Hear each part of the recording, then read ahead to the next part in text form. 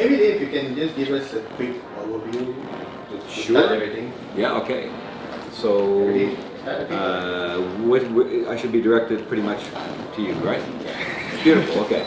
So anyway, my name is David Ross, and I'm a comic book illustrator, but also an instructor. I've been wearing a lot of different hats in the last few years, but let's start from the beginning. I've been working for many years now as a comic artist for Marvel Comics, for DC Comics, and Dark Horse Comics, and a number of other publishers as well. Working on lots of characters like Spider-Man and Batman, and Avengers, West Coast, and the Punisher. So I'm used to working on a variety of different characters, and basically it's been a great trip. But I've also been a teacher, an instructor for the last number of years as well. I balance both, so I still do freelance work, but I also teach on a regular basis. And what I teach, of course, is all about what we do in comics, which is dealing with doing artwork for comics, production artwork, which requires a lot of freehand drawing. You can't always have the reference, photo reference right in front of you. You need to be able to just imagine something and draw it. And that is something that is common to animators, common to comic book artists, common to concept artists, and this is something that I've been teaching now for a number of years. So on top of that, I've also become an author of a book called Freehand Figure Drawing for Illustrators, and that book basically chronicles that very process I'm talking about, to give a student, someone going into those fields, the versatility to be able to draw off the top of their heads any figure, any camera angle, any pose that you can imagine. So that's what I'm all about. What drew you, pun intended, into comic books? Oh, I think we're wired from birth, one way or the other. Some people are wired for numbers, some people are wired for artwork. So for me, I was attracted to comics because of the line art more than anything. I loved artwork. I know when I started out, comics were a kind of a funky little nerdy subculture. Yeah. So you'd have most kids in a given class in school, most of them had nothing to do with it. They'd be into sports, this, that, the other. Comics, they've got that little clutch of guys over in the corner there that are in comics, right? But then you could even break that down again, because within that little group, you'd find people who were like totally into the characters. And they'd follow the characters no matter what. So if you were a Spider-Man guy, then it didn't matter who was drawing Spider-Man. You would always pick up Spider-Man. And for me, it wasn't like that. I like the artwork. I would follow artists, so I would get to know the artist's names very soon. Oh, John Buscema, he's doing this, and Neil Adams, he's doing that. And I understand that Bernie Wrightson's going to be working on so-and-so. And so wherever the artist would go, you'd go. So you'd get that kind of breakdown of interest within the area. So clearly, where does that come from? Why was I more interested in the artwork than I was in the characters? Why was so-and-so more interested in the characters than the artwork? It's got to do with the wiring in your brain. It starts early. But I have to say, I feel very fortunate to have had my impressionable years, those early years, at a time when there were so many amazing artists working in the business. Because again, when I talk to students, I'll say, one of the things that you should do if you're a fan of comics, if you've grown up with comics, is you're going to imprint, whether you know it or not, consciously or subconsciously, you're going to be imprinting imagery in your head. And that's going to become like a library, a mental library that you'll be able to draw on later on. Not that you're going to plagiarize, not that you're going to do anything exactly like what those masters did in the past, but it's going to help you, it's going to guide you in your own work, in your own drawing. So I'm always amazed when some student comes to me and they have absolutely no background, and they've never really read a comic in their life, but they woke up one day and decided they wanted to be a comic book artist. Well, okay, but it makes my job a little tougher to teach them, knowing that they don't have that repository of imagery in their heads yet to help to guide them. So, of course, we do the best we can, we work them hard, and show them a lot of stuff, and the hope is that they will be able to pick up the pace on it and be able to get involved and draw. But really, for me, then, making a really long answer to a short question, I must have been naturally wired for it. I love the artwork, and I stuck with it because of that love of the artwork. And then I wanted to do it. It wasn't enough just to be a consumer of the product. I wanted to produce the product, and that was it. You bounced around the fusion. What has been the most challenging one in your? Well, I think the most challenging was probably the sci-fi genre. And the reason for that is that if you're working on an established franchise like Star Wars or Star Trek, then there is a real desire from the fans and from the editors as well for you to be really on model with everything. So the ships have to look right, the props, the hardware, the guns, the lightsabers, the costumes, they really have to be dead on accurate. And I kind of liken it to what the previous generations of comic artists would say about the old war comics, where they would have to get the rivets in just the right places on the tanks, or they'd get letters back. Hey, you weren't quite accurate on that one. And so it's the same thing with the sci-fi genre. So I mean, as much as I enjoy it, and I do love it, that's one real challenge, is to make sure that you're as close to being on model with everything as possible. Since you've been saying you've been teaching this past couple of years, what is your number one advice or lesson for any new artists or aspiring comic book artists? Well, I think in terms of basically getting a portfolio together, what I would say is versatility is the key. But there's two things I think that are worth considering if you're going to go to someone like, say, Marvel or DC or Dark Horse and try to get work. One of them is yes, you have to have that versatility, and what I mean by that is, of course, you're going to want to do some over-the-top action, crazy action scenes, but they, as editors, want to see that you can handle the everyday, quiet stuff as well. So you need to incorporate that into your portfolio. Put them a nice mix of both. It's good. But also, what they have said forever is get something of your own, self-published. Do something that's purely independent. Get it out there in some independent magazines. Published these days, it could be just directly to the net, or it could be in physical hard copy. It doesn't matter. But if you can get something out there in, say, an anthology book, and it's a nice little comprehensive, like 8 or 10-page story, and it's all yours, they really respect that. Editors, art directors generally respect that a lot.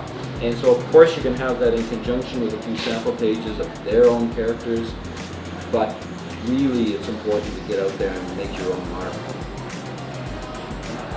Okay. Thanks, guys. Actually, I was told that Dave want to bring us upstairs to show show his work. He's bringing us all up upstairs. Yeah. So come on up.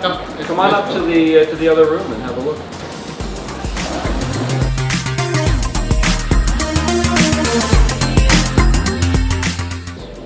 With the VAX. All three on it. So there you go. Yeah.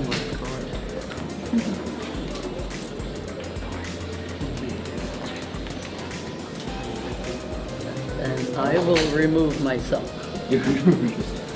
Well, pictures. Okay, I so see you maybe want I to should sign be. it. Yeah, you can. Oh, you can just put that on top. That's fine. Not a problem. My goodness. All right.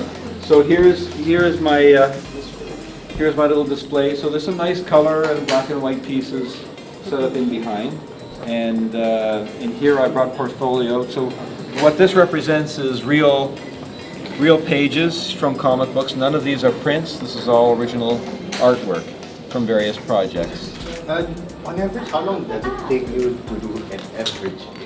An average page, I would say in truth, about a day and a half to do a page. And of course, back in the day, they would say you should do a page a day, because if you think about the math of it, so let's say you were doing a comic book and you had the cover to do as well as the interior work. Then for a standard Marvel or DC book, that would mean 23 pages. So if you're doing 23 pages in a month, now factor out supposedly you're taking 2 days every 7, you're taking the 8th and 9th day off. Well, that's the month.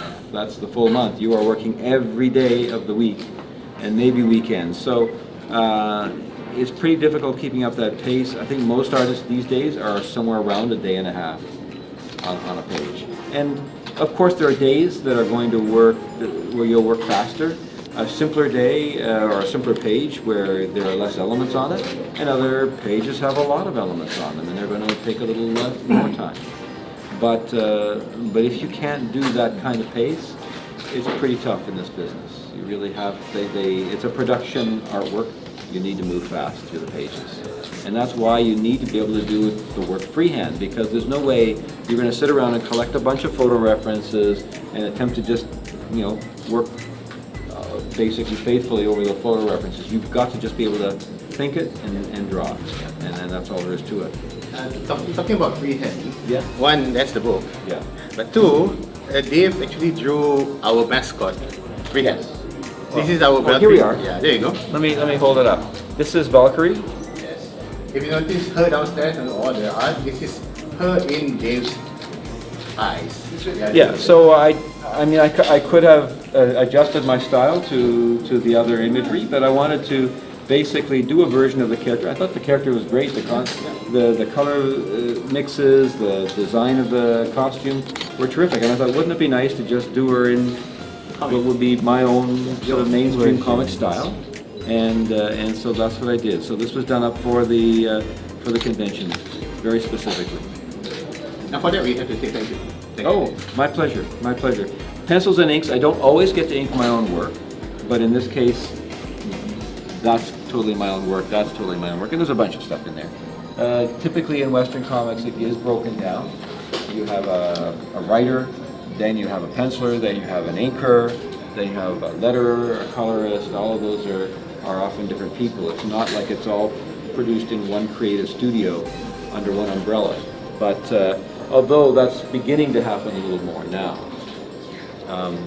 For a simple draft like that, how long does it take? For that one? Yeah. Well, that would have easily been done within a day, no problem. I did, and what I've been doing typically is doing smaller roughs. I don't always work this way, and you don't always have to work this way, but I find it works very quickly for me to just do a quick rough, and then maybe do some refinements on that, blow it up and transfer it on a light box, and then add the final detail. And in a case like this, knowing it was going direct to ink in my own hand, then the pencil line would go down very light and a little bit loose, and I would just tighten up and go straight in with the inks. Of course, that means it's very difficult to get a pencil, kind of a before and after pencil version, because it's so light at that point that it's virtually unscannable. Just dark enough for me to be able to see what I'm doing, and then jump in with the ink. Is it going to be a cover as well? I don't. That'll be up to you. Yeah, it'll be up to me. Yeah. No, I might. I like it. I like the color mix. It'd be nice to do a color version of it. And everything you've done here is readable in the book, right? You can learn most of it, what you've done here in the book. You can take a look. Yeah. This is the book. Let me just pull that off for a minute. So it's called Freehand Figure Drawing for Illustrators, and basically there were books out there that had little bits of the methodology and others that had little bits about the figure drawing specifically, but what seemed to be lacking was a book that was really truly comprehensive, that took you through in a logical progression through the process you need to be able to do what we do in comics, to have that level of versatility, and this was my answer to that. Of course, I had the benefit of having taught students for a number of years. I understood the pitfalls, I understood how it needed to be set up for them. I had lots of good input from students as we were putting the book together to make it as strong as possible, and I think that was helpful too. So it's like a textbook. It's got, I do a little bit on perspective first, because of the idea being that I cannot ask a student to draw in 3D, to make something that is convincingly three-dimensional if they don't understand the basic tenets of technical perspective first. So before I can even get to the figure, I had to do a little bit of technical perspective, and then you go on. I talk a little bit about the methodology, breaking it down, simple quick line sketches, gestural sketches, and then working through the structure, then gradually adding detail to the figures, that kind of thing. That's so important. Beyond that, I rotated the parts. Something that in no other book I had ever really done. I talked about rotating the individual parts, and the reason for that is, again, through the experience that I'd had with my own students.